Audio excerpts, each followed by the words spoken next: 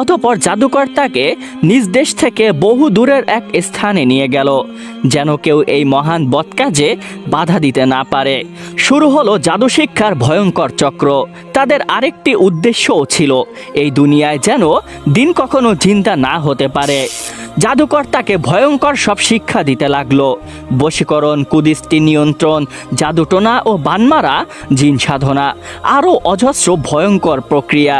প্রায় 1.5 বছর পর্যন্ত চলতে লাগলো এই জাদু শিক্ষার চক্র। অবশেষে জাদুকর তাকে দেশে ফিরিয়ে দিল। উদ্দেশ্য স্পষ্ট, এই দেশ থেকে কালিমা বন্ধ করতে হবে।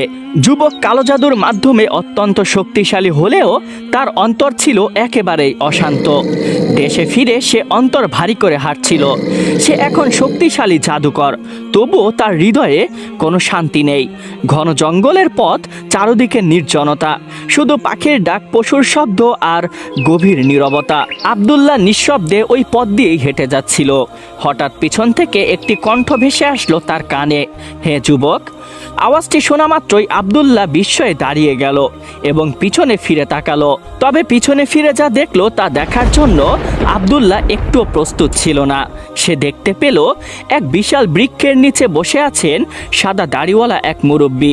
কিন্তু আশ্চর্যের বিষয় হচ্ছে তিনি হাওয়ায় ভাসছেন। তাছাড়া ওই স্থান দিয়ে অতিক্রম করার সময় আব্দুল্লাহ ওই বৃক্ষের আশেপাশে কাউকে দেখতে পায়নি। নিজেকে সবচেয়ে বড় জাদুকর মনে করা এই যুবক সামান্য বিচলিত হয়ে গেল। সে এগিয়ে গিয়ে তার সামনে দাঁড়ালো এবং ডেকে বলতে লাগলো, হে মহান ব্যক্তি, আপনি এখানে কি করছেন? তখন মুরব্বী শান্ত কণ্ঠে বললেন, হে যুবক, আমি এখানে বসে সত্য ধর্ম কালিমার দাওয়াত দিচ্ছি। আর তুমি আমাকে দেখে চমকে গেলে কেন? আমি এখানে অনেক আগে থেকেই তো বসেছিলাম।